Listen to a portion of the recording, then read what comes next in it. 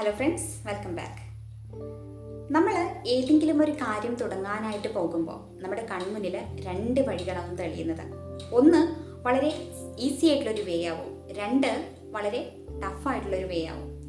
ഈ ഒരു ഈസി ആയിട്ടുള്ള വഴി നമ്മൾ ചെന്ന് കയറുമ്പോൾ തന്നെ നല്ല ഈസി ആയിട്ട് തോന്നും. പക്ഷെ പിന്നെ പിന്നെ പോകുന്തോറും ഇതൊരു ടഫായിട്ടുള്ളൊരു വഴിയാണെന്ന് നമുക്ക് മനസ്സിലാക്കും.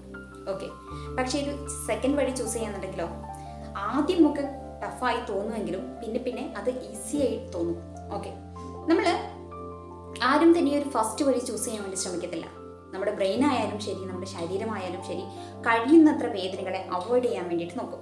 അതുകൊണ്ട് തന്നെ നമ്മൾ ആ ഒരു ഫസ്റ്റ് വഴി ചൂസ് ചെയ്യാതെ ഈ ഒരു സെക്കൻഡ് വഴി ചൂസ് ചെയ്യാതെ ഫസ്റ്റ് വഴി ചൂസ് ചെയ്യാൻ വേണ്ടിയിട്ട് നമ്മുടെ ബ്രെയിനും നമ്മുടെ ശരീരവും നമ്മളെ പ്രേരിപ്പിക്കും. ഓക്കെ, അതുമൂലം തന്നെ നമ്മൾ ഒരു ഫസ്റ്റ് വഴി ചൂസ് ചെയ്തിട്ടുണ്ടാവും. ഇനി ഫസ്റ്റ് വഴി ചൂസ് ചെയ്തിട്ട് നമ്മൾ റൺ ചെയ്തുകൊണ്ടിരിക്കുമ്പോൾ നമുക്ക് മനസ്സിലാകും ഇതൊരു ടഫായിട്ടുള്ളൊരു വേ ആണെന്നുള്ളത്. പക്ഷേ നമ്മൾ പോയ പാതയിലൂടെ മുന്നോട്ട് പോകാനും വയ്ക്കാതെ പിന്നോട്ട് വരാനും വയ്യാതെ നമ്മൾ പിന്നോട്ട് വരാനുള്ള വഴിയും അറിയാതെ നമ്മൾ അവിടെ തന്നെ സ്റ്റക്കായി കിടക്കും. ഫോർ എക്സാമ്പിൾ, നിങ്ങൾക്കിപ്പോൾ 5 മണിക്ക് എണീക്കണമെന്ന് കരുതുക. നിങ്ങൾ ആ 5 മണിക്ക് എണീക്കാൻ വേണ്ടിയിട്ട് അലറാം വെച്ച് കിടന്നു. കറക്റ്റ് 5 മണിയായപ്പോൾ അലറാം അടിച്ചു. ഈ ഒരു ഫസ്റ്റ് വഴി ചൂസ് ചെയ്യുമ്പോൾ എന്താ സംഭവിക്കുക? അലറാമിൻ്റെ മണ്ടയ്ക്കൊന്ന് കൊടുത്തിട്ട് നേരെ വലിച്ച് ഒന്നും കൂടെ പൊതച്ചു മൂടി കിടന്നിറക്കും അല്ലേ? നേരെ മറിച്ച് ഈ ഒരു സെക്കൻഡ് വഴി ചൂസ് ചെയ്യുകയാണെങ്കിൽ എന്താ കേട്ടുക, നമ്മുടെ മനസ്സും ശരീരവും ഒക്കെ പറയും ഒന്നും കൂടെ കിടന്നുറങ്ങാമെന്ന്. പക്ഷേ നമ്മളത് മൈൻഡാക്കാതെ വേഗം ആ ബെഡിൽ നിന്ന് നിലത്തേക്ക് ഇറങ്ങി ആ റൂം വിട്ട് പുറത്തേക്ക് വന്നു കഴിഞ്ഞാൽ എല്ലാം ഈസിയാവും. നമ്മുടെ അന്നത്തെ ആ ഒരു ദിവസത്തെ കാര്യങ്ങൾ വളരെ സ്മൂത്തായിട്ട് റൺ ചെയ്യാൻ വേണ്ടിയിട്ട് ഈ ഒരു ആ ഒരു സെക്കൻഡ് വഴി ചൂസ് ചെയ്യുന്നതിലൂടെ സംഭവിക്കും. പക്ഷേ എപ്പോഴും നമ്മൾ ഈ ഒരു ഫസ്റ്റ് വഴി ചൂസ് ചെയ്യുന്നതിലൂടെ നമ്മുടെ സെൽഫ് കോൺഫിഡൻസും സെൽഫ് എസ്റ്റീമും നമുക്ക് കുറയുന്നത് കാണാൻ വേണ്ടി പറ്റും. ഓക്കെ, നമുക്ക് ഇല്ലാതാകും. അതുമൂലം എന്നെക്കൊണ്ട് പറ്റില്ല, എന്നെക്കൊണ്ട് ചെയ്തു തീർക്കാൻ പറ്റില്ല എന്നൊരു തോട്ടും കൂടെ നമ്മുടെ മൈൻഡിലേക്ക് വരും. ഇപ്പോൾ നിങ്ങൾ ഈ 5 മണിക്ക് എണീക്കുന്നത് എന്തിനാണ്? കാരണം ഉണ്ടാവുമല്ലോ. ആ ഒരു കാരണം, എന്ത് കാരണത്തിലാണ് നമ്മൾ എണീക്കുന്നത്? ഇപ്പോൾ നമുക്ക് നല്ല മാർക്ക് വേണം, നന്നായിട്ട് പഠിക്കണം എന്നൊരു ആ ഒരു 5 to 6 മണി വരെ നന്നായിട്ട് പഠിക്കണം.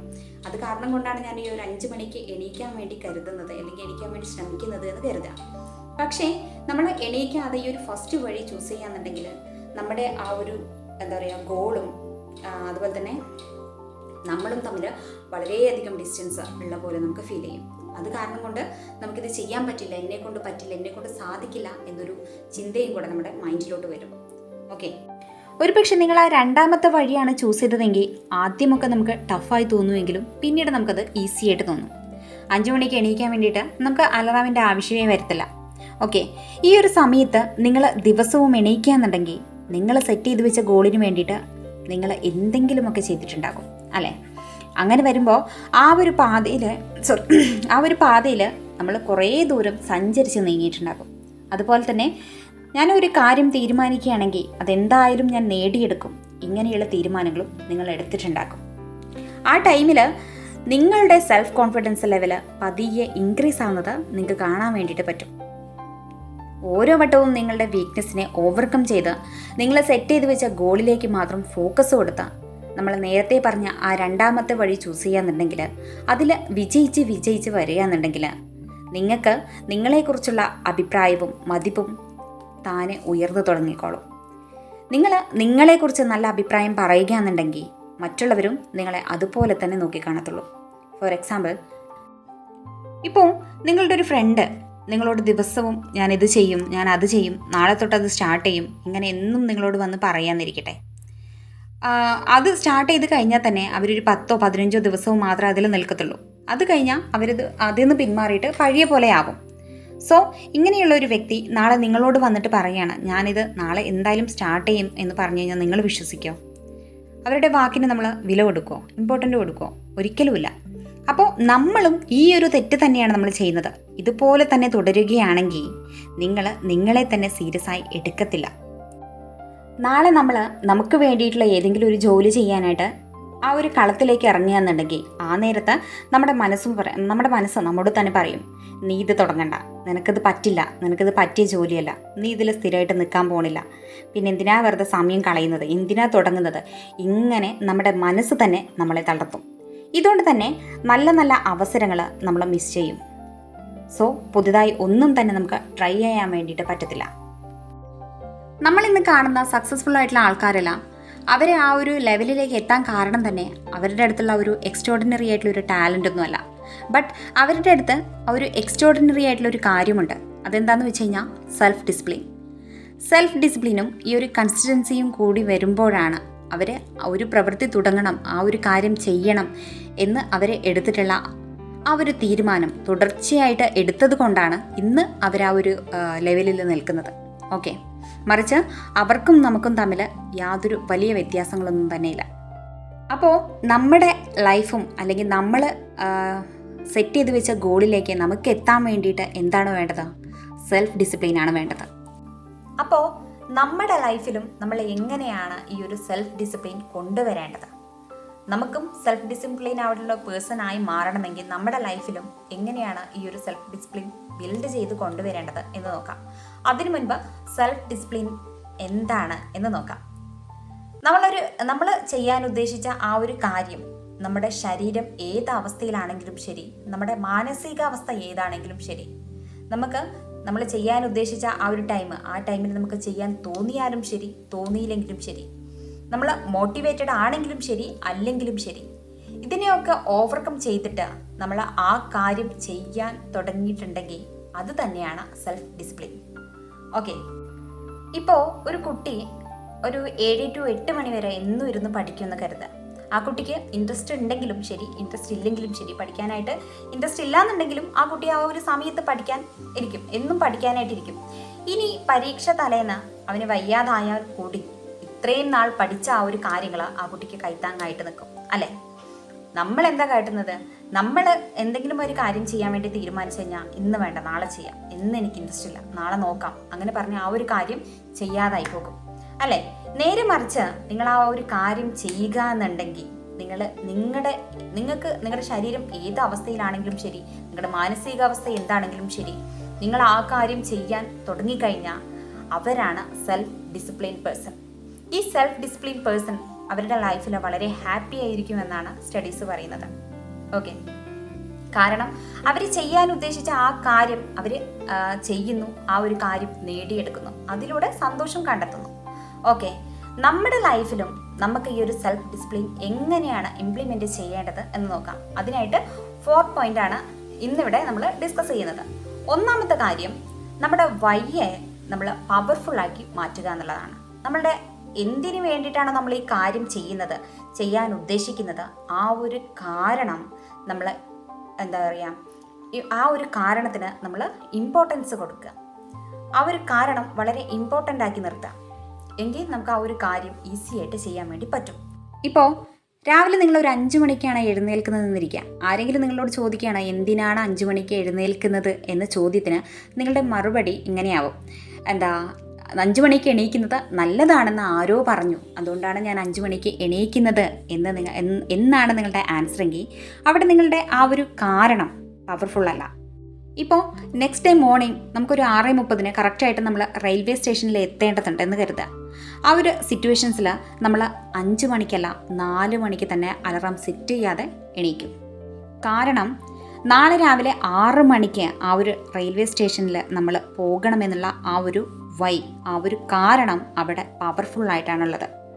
ഇപ്പോൾ നെക്സ്റ്റ് ഡേ മോർണിംഗ് നിങ്ങൾ രാവിലെ തന്നെ എണീക്കുക എന്നുണ്ടെങ്കിൽ അതിനുള്ള കാരണം നിങ്ങളുടെ മനസ്സിലും മൈൻഡിലും ഡീപ്പായി പതിഞ്ഞിട്ടുണ്ടാവും. സോ നാളെ രാവിലെ നിങ്ങൾക്ക് നേരത്തെ എണീക്കണം. എന്തിനു വേണ്ടിയിട്ടാണ് എണീക്കുന്നത്? നിങ്ങൾ ജോഗിങ്ങിന് പോകാൻ വേണ്ടിയിട്ട് എണീക്കുന്നു. ജോഗിങ് എന്തിനു വേണ്ടിയിട്ടാണ് നമ്മൾ പോകുന്നത്? നമ്മുടെ ശരീരഭാരം കൺട്രോൾ ചെയ്യാൻ വേണ്ടിയിട്ടാണ്, അല്ലേ? ഇത് മാത്രമാണെങ്കിൽ നമ്മളൊരു പക്ഷേ അതിൽ അത്ര വലിയ ഇമ്പോർട്ടൻസ് കൊടുക്കത്തില്ല.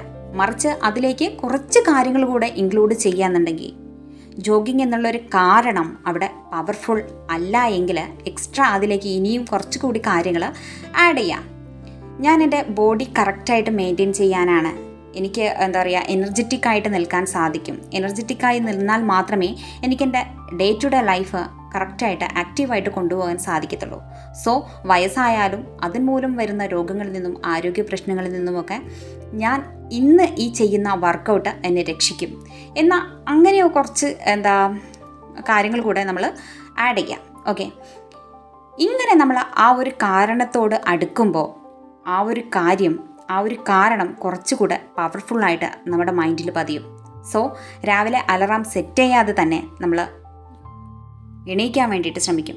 എണീറ്റ് വാക്കിംഗ് പോയാൽ മാത്രമേ എനിക്ക് എനർജറ്റിക്കായിട്ട് നിൽക്കാൻ സാധിക്കുള്ളൂ, എനർജറ്റിക്കായി മാറിയാൽ മാത്രമേ എൻ്റെ ലൈഫ് ഈസി ആയിട്ട് എനിക്ക് ലീഡ് ചെയ്യാൻ കഴിയുള്ളൂ എന്ന ആ ഒരു ചിന്ത നിങ്ങളുടെ മൈൻഡിലേക്ക് വരും. ഓക്കെ, സോ നിങ്ങളുടെ ആ ഒരു കാരണം, ആ ഒരു വൈ എന്ന ആ ഒരു കാരണത്തെ പവർഫുള്ളാക്കിയിട്ട് നിർത്തുക. നമ്പർ 2, നമ്മുടെ മനസ്സിനെ പേടിപ്പിച്ച് നിർത്തുക. ഇപ്പോൾ നമുക്ക് ഒരു 500 രൂപ വീണ് കിട്ടിയെന്ന് കരുതുക. ആ ഒരു 500 രൂപ ഒരു 2 ദിവസം കഴിഞ്ഞാൽ നമ്മുടെ കയ്യിൽ നിന്ന് മിസ്സായി.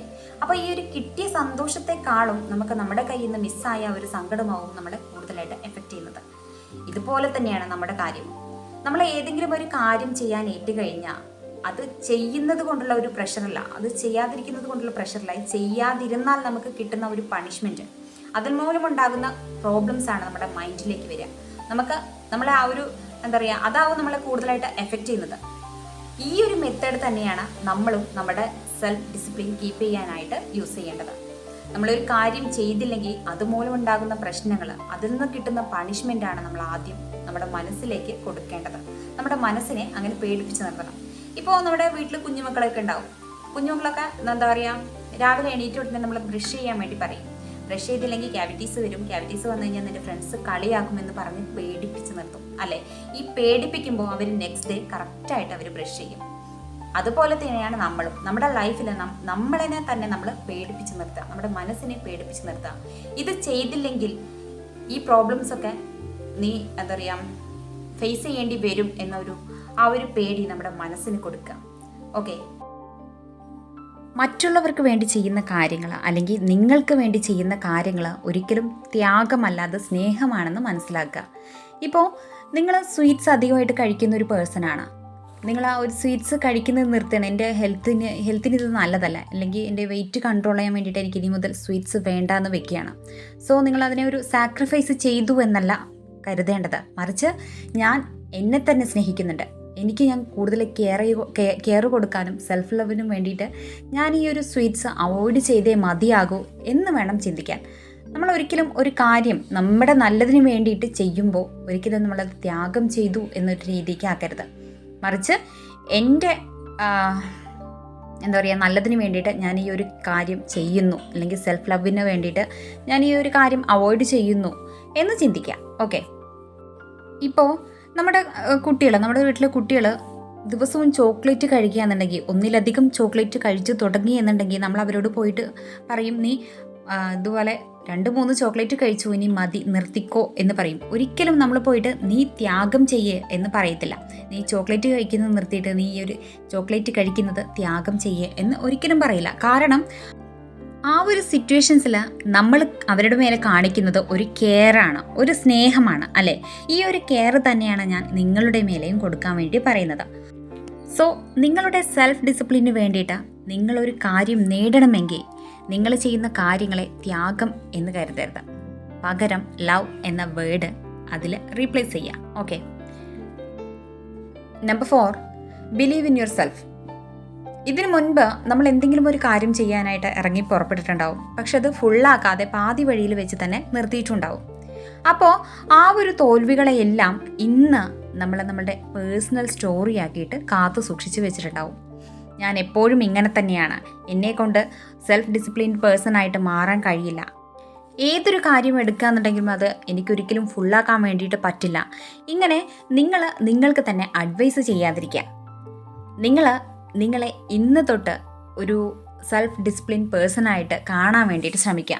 ഡെയിലി മോർണിംഗ് നമ്മൾ ഇതിന് മുന്നേയുള്ള വീഡിയോസിലൊക്കെ പറഞ്ഞിട്ടുണ്ട്, ഒരു അഫോർമേഷൻസ്, പോസിറ്റീവായിട്ടുള്ള അഫോർമേഷൻസ് നിങ്ങൾക്ക് തന്നെ കൊടുക്കുക. Okay, I M A self discipline person, ഈ ഒരു വാക്ക് നിങ്ങൾ ദിവസവും പറയാൻ ശ്രമിക്കുക. ഓക്കെ, ഇത് നിങ്ങളുടെ ഐഡൻറ്റിറ്റിയെ തന്നെ മാറ്റിമറിക്കും. അപ്പോൾ നാളെ നമ്മുടെ സെൽഫ് ഡിസിപ്ലിനിൽ നിന്ന് നമ്മൾ വഴിമാറി പോകുക എന്നുണ്ടെങ്കിൽ, ഏതെങ്കിലും ഒരു കാര്യം ചെയ്യാതിരിക്കുക എന്നുണ്ടെങ്കിൽ നമ്മുടെ മൈൻഡ് ഇത് ഓർമ്മിപ്പിക്കും, നീ ഒരു സെൽഫ് ഡിസിപ്ലിൻ പേഴ്സൺ ആണ്, അങ്ങനെയിരിക്കെ നീ ഈ ഒരു കാര്യം ചെയ്യാതിരിക്കുന്നത് ശരിയാണോ, ഇങ്ങനെ നിങ്ങളുടെ മൈൻഡ് ചോദിക്കും. സോ ഇങ്ങനെ നമ്മുടെ മൈൻഡ് ചോദിക്കുമ്പോൾ നമുക്കൊരിക്കലും ആ ഒരു കാര്യം ചെയ്യാതിരിക്കാൻ വേണ്ടിയിട്ട് പറ്റില്ല. നിങ്ങളൊരു സെൽഫ് ഡിസിപ്ലിൻ പേഴ്സൺ ആണെന്ന് നിങ്ങൾക്ക് എന്നു മുതൽ തോന്നുന്നുവോ അന്ന് മുതൽ നിങ്ങളൊരു സെൽഫ് ഡിസിപ്ലിൻ പേഴ്സണായി മാറിക്കഴിഞ്ഞിട്ടുണ്ടാകും. ഓക്കെ, സെൽഫ് ഡിസിപ്ലിൻ എന്ന് പറഞ്ഞാൽ നമ്മുടെ മൈൻഡ് ഏത് രീതിയിലായാലും ശരി, നമ്മുടെ ശാരീരിക മാനസികാവസ്ഥ ഏത് നിലയിലാണെങ്കിലും ശരി, നമ്മളൊരു കാര്യം ചെയ്യാൻ ഏറ്റെടുത്തിട്ടുണ്ടെങ്കിൽ ആ ഒരു കാര്യം ചെയ്ത് തീർക്കുന്നതാണ് self discipline. Okay, thank you for watching.